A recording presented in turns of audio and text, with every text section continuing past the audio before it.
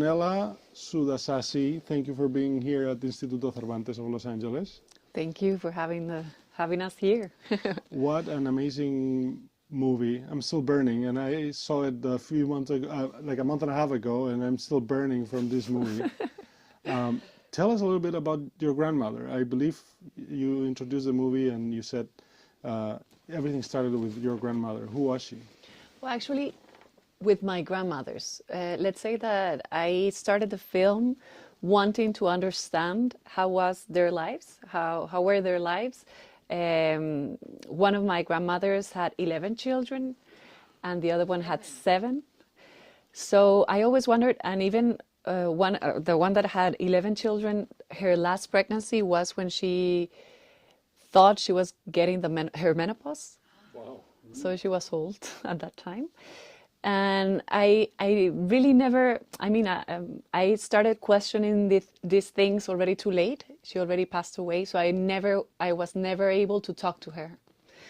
So I could never ask her like if all her pregnancies were wanted, if she enjoyed her sexuality, if, I don't know, if she had an orgasm ever.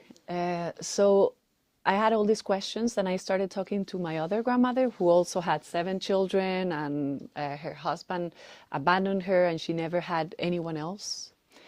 And she sort of told me that she never had anyone else, even if she had like sort of boyfriend, but she didn't pursue that relationship because she was too self-conscious of what that meant for her children.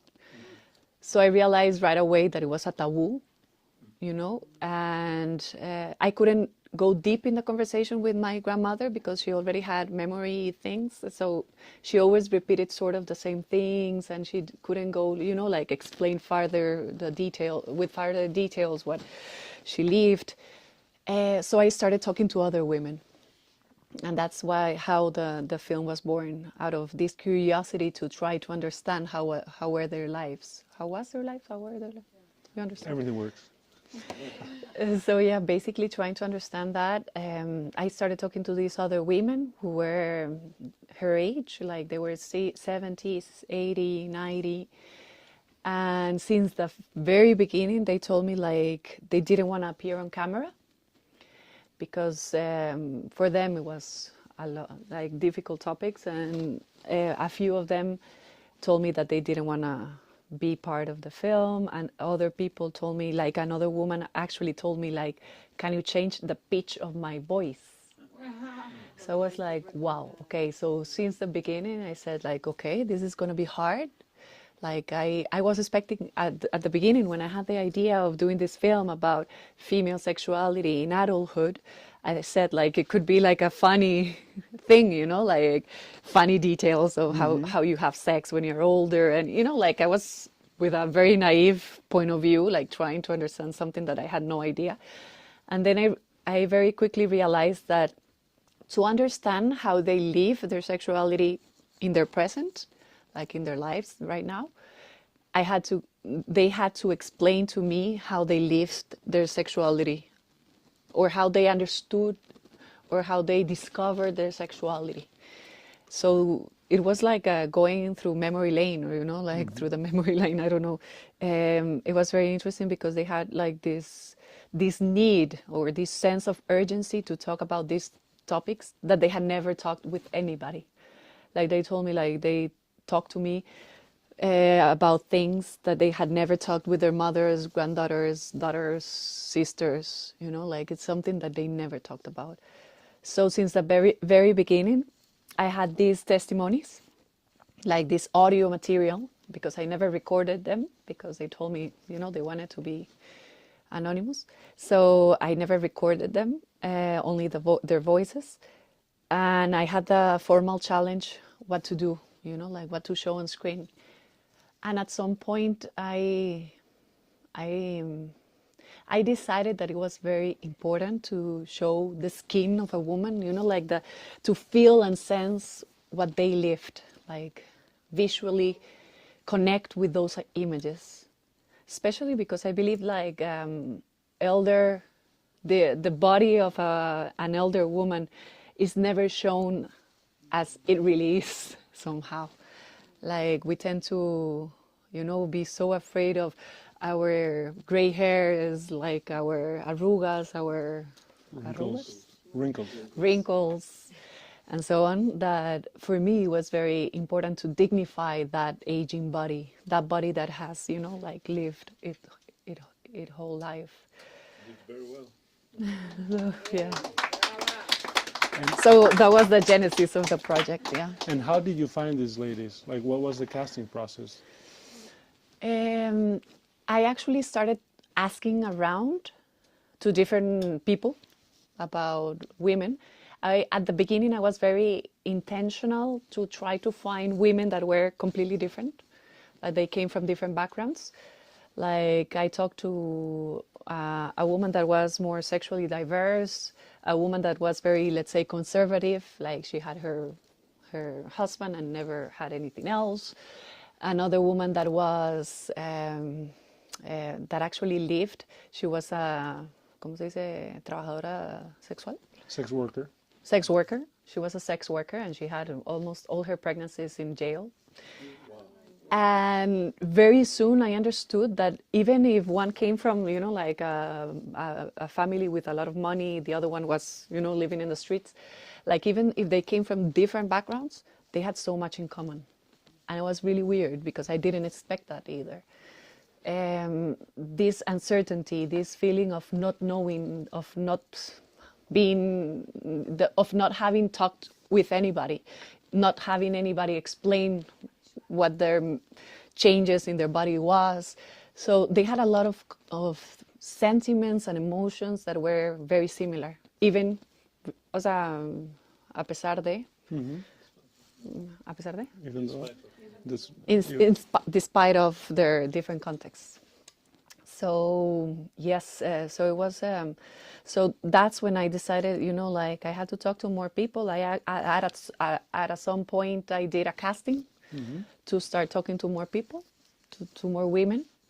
And I ended up talking to 15 different women, especially, I mean, like in the film, you can hear 8 different voices, mostly 3 or 4, with the women that I talk most. But yeah, it was a process of also for me understanding, like what it was, because as I said at the beginning, I thought I was doing a certain kind of movie, and then I realized it was going to be a completely different movie. And at what point do you realize that the movie you're going to make is going to be this?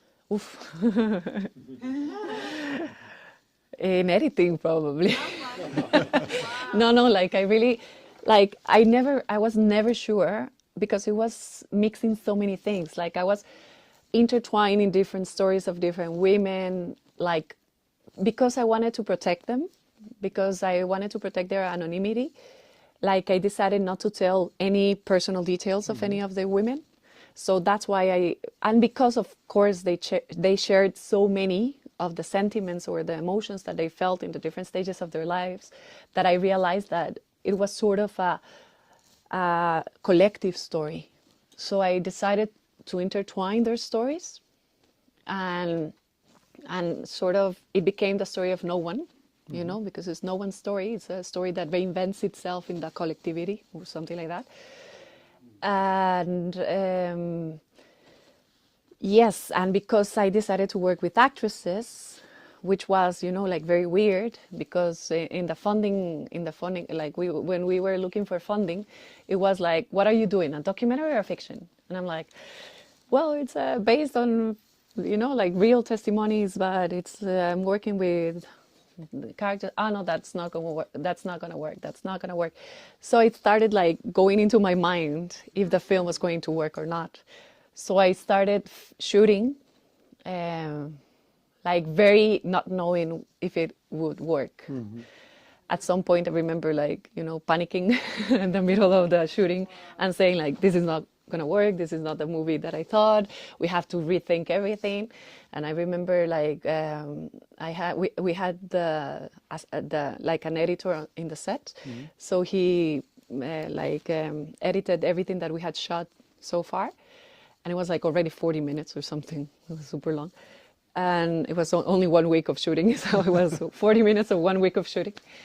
And I gathered all the team members, like the head department members, and we saw the material together, and they told me, like they convinced me that it was okay, that it was beautiful, and that it was necessary to do the film. And I was like, okay, let's do it. Like I was not certain of the film we were doing because it was hard, it was different, it was you know, like it mixed a lot of things, and it got me like by surprise as well for me. And I remember the first day of editing. I'm telling all this because now I think the film works, only because of that. It does. I hope it did. But, and I remember the first day of editing that I talked to the editor and I said, like, we have to reinvent everything. We already had like a shooting edition, where, I don't know, like a montage. Yes, Yeah, a cut. like a cut. Yes. And I remember saying, like, we have to do a miracle. Like, I don't know. It's all about miracles. Exactly. I'm like, I don't know what we're doing, but this is the material we shot, and this is the material of the voices. Let's do something. And at the end, the film is exactly the same as the script. And it's very interesting, the device that you use at the beginning by being in a movie set, and it brings you into the movie, and then you're in. Yes. When do you come up with that idea? Yes, it was also written on the script. At a certain point when I was sharing the script, people were telling me that they were not sure that people would understand like you know, like the mix of the voices and this and that it might be needed, that there's something, even a text on the screen that explains more, you know. And at that point I decided, you know, like, okay, let's reinforce the idea that the audio is real and that the image is not. So it was sort of a way to, you know, like make explicit that what you're watching is a montage. So yeah, that came in the second version of the script already. And what have you learned about filmmaking in this process? Because this is a part of a trilogy, you were telling me, that explores the sexuality in women, right? What have you learned from the 3 parts of this trilogy? From the beginning till the end, what type of director are you now? Oof. I mean, this movie was very hard to make because I believe I prefer fiction. Like I'm a control person, so I like to control things. And in a documentary, you never know what kind of film you're doing. Like, it's hard. For me, I think it's harder. I don't know. I mean, I think I might do another documentary, and I loved it. But it has, like, the whole process is tainted by uncertainty. Like, you never know. Like, you're trying to discover when you're doing. So it's really, really weird. Instead, when it's fiction, from the beginning, I already had the whole movie thought in my mind, and I know every frame that I want to make, and, you know, like, it's so different to make. And yeah, that I learned from the process, that it's harder to do documentaries, for sure. And you have to be more open to whatever life brings you. And like Antonella's previous movie was the first Central American movie ever nominated for a Goya Award. Like, looks like you're going to go the same path. What did you learn in this process about the female sexuality? Okay, wow, it's I mean, at least in this movie, I started doing this film. It's a trilogy. It's like a short film, a feature film, and then this film that you just watched. And I had this whole idea of writing stories with female protagonists that talked about sexuality in the different stages of a woman's life. So the short film is about youth, about childhood. The first feature film is about youth, and now this one about adulthood. And it's like an artistic idea that I had 10 years ago, because I wanted to to talk about sexuality in general. I thought female sexuality was invisibilized, and in Costa Rica especially, because we're a Catholic country, and that it's like, I mean, we're Catholic by constitution. So it's one of the few countries that still have like an official religion. No military. Exactly. Constitution of Costa Rica abolished. Yes, but even so that, you know, like we're so conservative in so many ways, and talking about sexuality was or is still a taboo, especially at a certain age, as I learned with this film. What did I learn with this film? I would say that, I mean, it took me by surprise for sure that there was so much violence. Like I didn't expect it. In the film, I mean, I really did an effort to balance, you know, like to show life in all its colors, you know, not only violence, because I encounter violent stories in every step of the way. Like everything, like we talked about menopause, violence. We talked about the period, the first time you got the period, someone had a violent story. You know, like everything, even the beautiful things like getting married, violent stories. So it was super hard. And I really did an effort to balance it, because they were also funny and they also had very nice periods of their lives. And, you know, like life itself is very full of everything, you know. It's like a roller coaster. And I wanted to really portray that. But it took me by surprise. I mean, I sort of assumed there was violence, but I never like confront myself with that so harshly. Let's say. So yeah, but also something that surprised me, not to say only negative things, something that surprised me so beautifully was their will of living. Like, wow. Because I believe, especially because, I don't know, there's a pressure that you have to do so many things while you're young, because if not, it's already too late. And, you know, like it's this pressure of people doing huge things when they're in their 20s or in their 30s. And after a while, you're already too old. And you should, you know, I don't know, get a pension, how do you say, pensionarse? Yeah, exactly, like pension and, I don't know, do nothing. And yes, and I noticed in them such a will to live, and such a will to, you know, enjoy their life at their fullest. Like they were having so like beautiful plans for their future.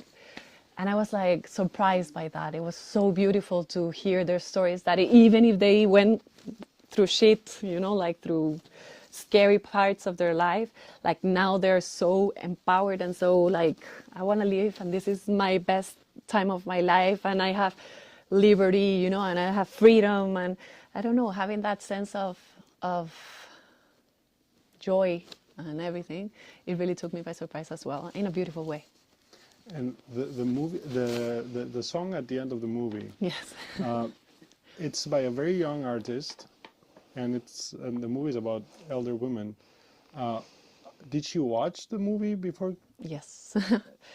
The song you heard at the ending, at the credits, it's made by Valeria Castro. She is from Canary Islands. And I found her because it's a co-production between Costa Rica and Spain. And you have to have, because it's a co-production, you have to have certain things from each country. So we needed a Spanish artist. And I started looking, you know, and one day this beautiful song appeared in my Spotify by chance. And it was Valeria Castro, and I didn't even know her. Like, I had no idea who she was. But this song in particular, it wasn't this one, it was another one. It's called Guerrera. Mm-hmm. And I started reading about that song, and she wrote it for her grandmother. For her grandmothers, actually, for both. And she comes from a very small town, and it's called Guerrera, warrior. So it was perfect. I was like, okay, I need this song. I need this song for the movie. So we started trying to contact her, and I ended up talking to her, and I said, like, I have this film, I would love you to watch it, but I love this song for the credits, and it's just perfect because I know that you wrote it for this and this and that. And she said like, okay, let me watch it for sure. She watched it, and she wrote to me directly like, I already wrote a song for you. So she wrote a song for the film, and she was like so inspired by the film that she just started writing, and even the manager called me like, Valeria is writing a song and she has never done that, you know, like she never, I mean, like she takes time to write, and then she already sent me something and it's beautiful. How do we do it? How do we make it happen? And I'm like, let's do it. So we produced the song, yes. And yeah, that was the story of the song. And I hope that this doesn't catch anybody by surprise, but I'm going to open it for questions for the audience. Please. Who wants to go first? Feel free. At least not necessarily questions, only comments. Yeah. I want to make a comment. I love. Okay. Hi. I really enjoyed the film. I think it's relatable to many of us, especially in the Hispanic Latino community, and yeah, I see a lot of like my mother, conservative. Catholic, and my upbringing, even though I was raised in the States, but you always like that guilt they talk about. It's there, and you know, and I'm glad like it's more talked about now, you know, that how to let go of stuff and learn that you're not the only one that sometimes are dealing with that. So I really nice, yeah. And what was the name of the song? The song. It's called This Body. This Este Body. Cuerpo. Este Cuerpo. Okay. Yes, but it's not. You cannot find it in anywhere. It's not published Oh, yet. okay. Yeah, That's we are hoping to publish it when we premiere the film in theaters in Spain, but we haven't found okay. a distributor. Yes. Okay. All right. Thank you. Actually, I just want to comment something on that. Like, I find it so beautiful when one of the protagonists say, like, guilt is like the roots of a tree. Yeah. They can grow it's so beautiful, right? It's like, and I believe like, I don't know if it happened to men but that sense of guilt, of feeling desire, of, you know, like, just being like, was it my fault? You know, like, it's not being heard. Exactly, like for me it was something that it's so relatable, and I was raised and born like 40 years afterwards, and I still feel that guilt. So wow, I don't know, makes me think. I have to talk to this, like this? Okay. ¿Aquí? Ah, vale. Pero me oís, ¿no? Sí. There was a moment in the film that I could feel that you were taking a risk when all the women are together, and there was kind of a gender blender situation, and I thought, I don't know, I thought to myself as a director, why didn't you go forward to that risk of all the girls really exploring into each other? Yeah, at some point I wanted to do that, but the whole film was done during COVID. What, sorry? The whole team was done during COVID, like the whole research. I understand. Yes, at one point I was thinking, what if I sit them all together and have them discuss, you know, but I started the film just before COVID, and then COVID was for 2 years, and I did the investigation for 2.5 years. So it's basically, that's why I think, I didn't say anything. It had its pros and its cons. One con was that we couldn't meet. The whole investigation was through Zoom. Yes. We met at the beginning. The first time, or the first 2 times that we met, it was through presencial, like face to face. But then after COVID came, you know, like elder people were, you know, more secluded. Like there was such a risk for them to die, basically, so that they were secluded in their homes. And at a certain point, I said, like, what do I do? How do I continue the film? And I sent them a small recording device. and they started recording themselves, and we just did like a Zoom interviews, not Zoom, let's say not interviews, it was Zoom conversations. So they told me their life, I told them mine, and so on and so forth.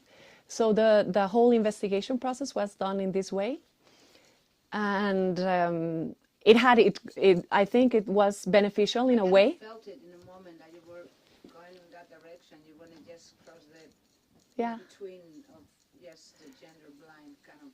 Yes. And I was like, "Ooh, he's just going there," and then you stop. So Yeah. there was this. Yeah. It was more like, I never sat them together. It was just, and I don't know. But there was also a beneficial thing about this during the investigation during COVID. I think it benefited the film because they were so intimate with me. O sea, it became like like a therapy session almost.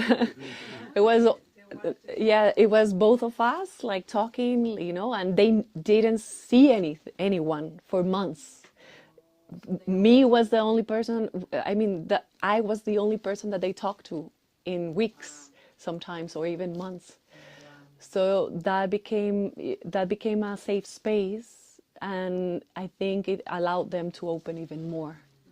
So it had, pros and cons. Yeah. Have they been able to watch the movie? Yes, some of them. Most of them, yes. Yeah. It has been interesting because one of them went with the one that told the horror story at the end, like the one that was raped by her husband. She went to she's now new with a new husband. I mean, like with a husband for years, but with a different husband. And she went with her two daughter and son, like the daughter and son, and it was super strong for them because the boy, the son, had absolutely no idea of all of this. So for her, it was also a possibility to put it out there. Yeah, so it was super strong. The daughter talked to me and she was like, he's in shock. Like, he's really in shock. He's processing and he's like, wow. So another one was very afraid to watch the film because she started having, because in Costa Rica it's so small. Everybody knows each other, and she was super afraid to be recognized. She was panicking. She didn't want to see the film. And I told her, please watch it. And I even sent her the link privately. And she was like, no, I don't want to watch it. I don't want to watch it. But at the end I said, like, let's have coffee and I talk to you about the film and maybe we watch it together. And at the end she watched it before having coffee. And she was so relieved. She was like so happy about the film. And, it was very interesting to show the film to them. Very nice. More questions? Eleonora, our star. Thank you. Thank you very much for the amazing and deep movie. You mentioned that currently Costa Rica keeps being a conservative country, and I'm just wondering how the movie was accepted by the Costa Rican society in general. Like, did you encounter any barriers? But on the whole, I'm sure that it will be a game changer in the sphere of human rights in not only Costa Rica, but worldwide. Yeah, I think, I feel the film, because it is not confrontative, it just tells the story from their perspective. It helped a lot to be well perceived. And we had an amazing premiere. Like, we premiered in August, end of August, and in November we were still in cinemas, which was a miracle. Wow. 9 straight weeks. It's not usual in Costa Rica. That's not usual, no. Oh. And it was amazing because it happened like a phenomena. Like groups of women were, coordinating to go together to the cinema, and also young men and women were asking their mothers and their grandmothers to go to the cinema together. Wow. So whole families were going together to the cinema to watch it. So it became like a very beautiful space when they exchange, an intergenerational dialogue. and I loved it. Like I even received like messages of people saying like, I went with my grandmother and she hasn't been in the cinema for 24 years. So, and she loved the film, you know, like, so it was so beautiful. I'm very, you know, grateful of the whole experience of sharing the movie with the audience. Thank you. And one thing that it was very important as well, in every Q&A that we had, almost in everyone, in each that we had, sorry for my English, sometimes we had at least one or two women standing up, telling their own stories. Yeah. Well, congratulations. The movie surprised me in a good way, because at the beginning it's like you don't understand. It's a documentary. It's a real. It's no what's going on, but the story comes still forward, and then you are trapped in a beautiful story and a very sensitive, and show this female side and on all these situations. And it's beautiful. It's beautiful. Really, congratulations. And I understand how to manage this when you have a lot of information. It's very difficult to what's the road, no? What's the way, no? Then congratulations. I'm more a producer than I love to hear more technical things about, like example, is the budget, it's a good production, but and how is the exhibition, how it works in this kind of film, because it's amazing film. With today, everybody said you need to have a famous people in your film, no? And this is a different case. It's a beautiful story, beautiful photography. They all these minutes that you make all these wipes, and this was beautiful. Then Those are not wipes. Well, I mean, I don't know. There's no cuts on the wipes, so everything was choreographed, almost everything. Okay. Yeah, I mean, we try to do as much as possible in a sequence shot. Mm-hmm. Like that. Yeah, well done. Even the first shot, when they changed the lens, that's real. It's the same shot. Yeah. No, congratulations. Yeah, it was not a cut there. When she closed the door. Well, I mean, when he's in he said when the babies and he coming to the okay, well that's All of that is made in the same shot. Yes. yeah, wow, that's great. So it was really funny. At one point, we had like you remember the shot when she says goodbye to the boyfriend, when she's old and almost at the end of the film, and she says bye, and she says like, you in your house, I in my house, and God in everyone's house. She shuts the door and she starts arranging the table, and she goes to the hall. When she's in the hall, the whole production, like art department, production team were on the living room changing all the things, so that when we went back, it was already the other, like the other period. So they changed the curtains, the photos, the furniture, the radio, the things and that, and they were like, Wow, that's great. So I had someone telling me like, now, because now they're ready, so I could, turn the shot. So it was really funny to do as well. It was like, Yeah. very choreographed. How long it took in total?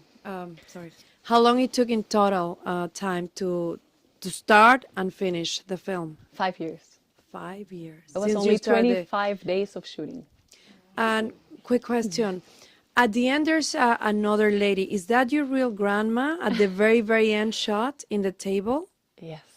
I saw. I mean that the women that appear on the I mean, two things about those images. Those images at the end are like a homage to different paintings of women painters that were not recognized in their time. So it's a homage to their work. And those are the real voices of the film. Those are the real women that I interviewed.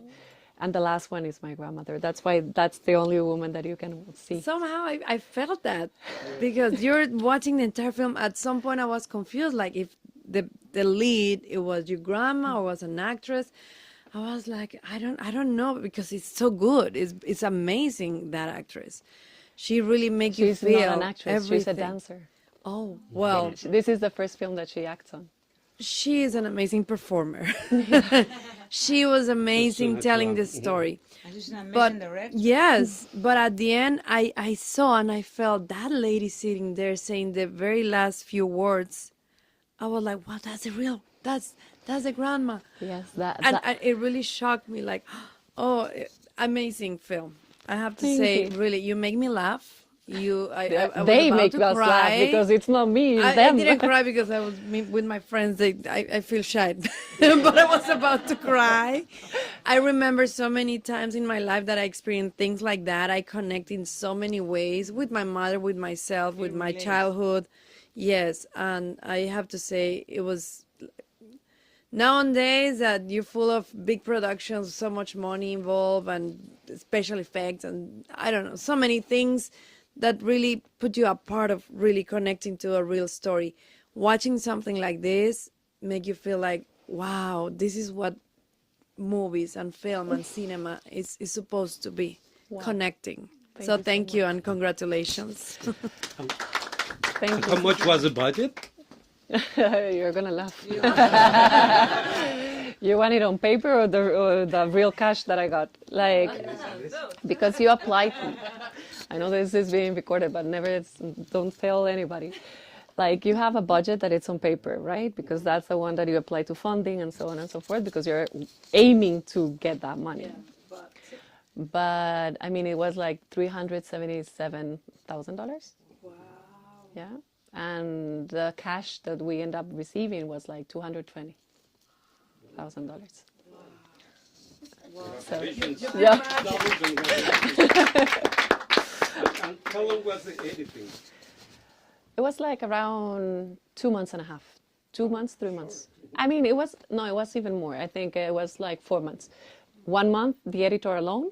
But at the beginning, he told me from the beginning, he said like, I want you to come to the editing room since the first day. So he just did like a montage, a first cut, a rough cut. And then we started editing because I shot only for 25 days. So what we had on the visual department, it was just so little. Like, it was exactly what you see. Like, I think it was one scene that was taken off. Because we didn't have that much time, and I was very precise on what I wanted. So yeah, and the editing was mostly editing the audios, because on the script I had everything on the script, and even when shooting, we already had edited the audio because I needed the time of the audio to understand the time of the scene that I was shooting. Yeah. But I had already. I knew I had to cut it because it was 3 hours and a half of sound and direct clip by clip.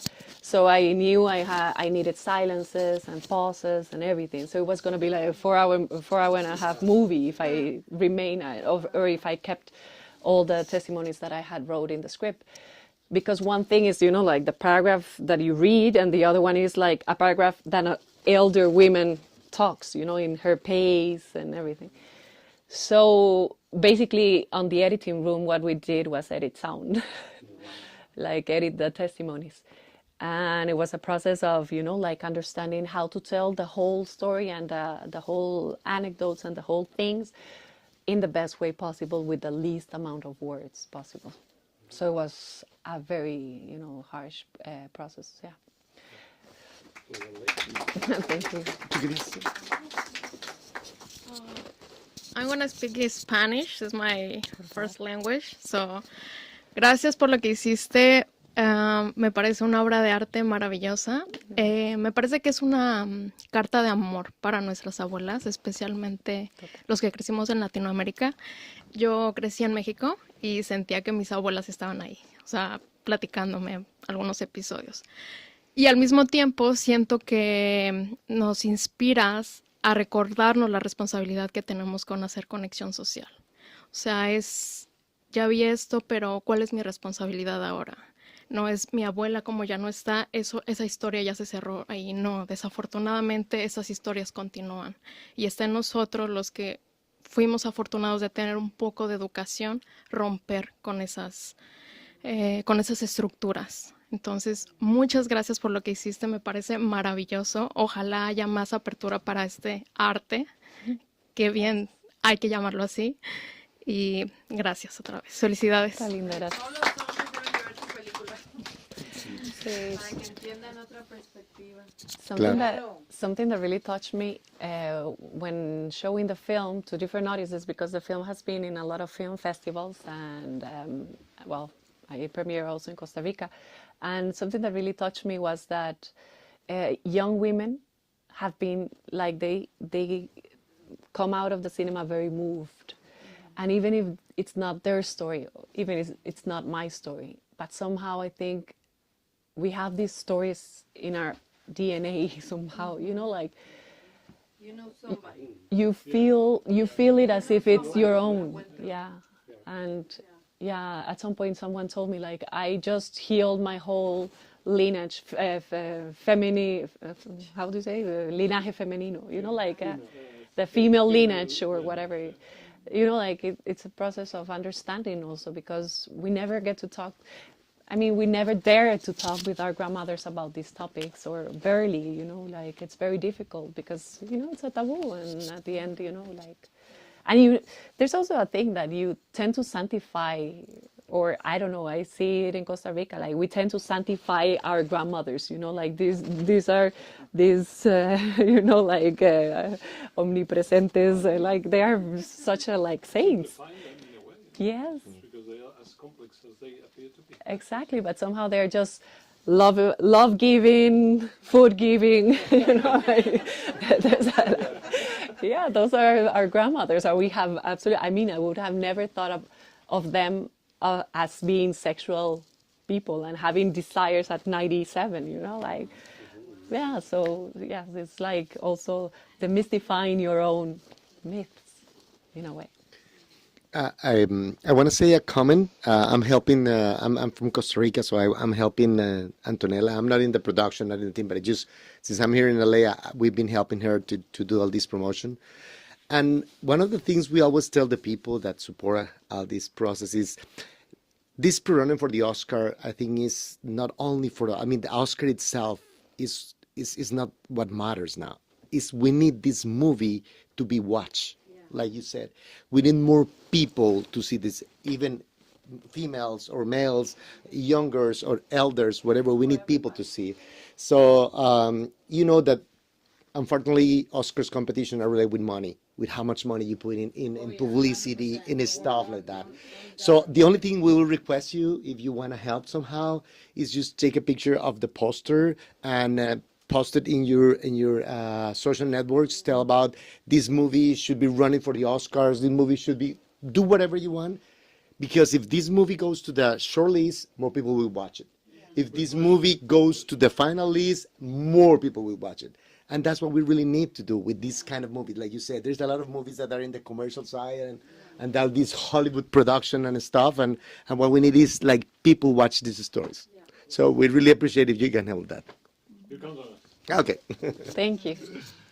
Well, Any other question or comment? more question, or should because we cut it here? Anybody else? I just have, because I'm not of the loop of, I'm sorry. How do you, I mean, aside from here, how do you view it? Like, there's no way of viewing it, like, I mean, as for now, we recently we did an agreement with a distributor, but there's no plan to distribute it just yet. And for now, we're just doing the Oscars campaign. If you are like an Academy member, you can watch it on the screening room, yes. But hopefully someday, you know, like if you know somebody that wants to, anything helps. Probably you can tell them about the social networks you have. Yes, you can look for us in, thank you, that's why I'm just a director, so I never think about this. Substance Films. Substance Films is the name of our production company. We do films with substance, so it's Substance Films. And yeah, you can follow us. My name is Antonella Sudasassi. You can also follow me. And I always post everything related to the film. And if the film will get premiere, you know, in the US, I will, or in any platform or whatever, then I'll put it in there. for sure. Well, So your social media is Substance Films? Substance Films. Oh, okay, films. It's an S with a dot. And then mine is anto.sassi. Antonella Sudasassi, the last part of my last name. Anto, A-N-T-O, punto, dot, S-A-S-S-I. thank you, Antonella. Thank you. Thank you, Jose, for bringing Antonella here. This is definitely, for me, the best movie of the year. I really hope that you not only make it to the short list of the foreign films or international films, as they call it now, but also to the main film. I think this is above everything else that I've seen this year. And I think to have you here today, I mean, I only have gratitude to show. Thank you so much for coming. Thank you so much. Yeah.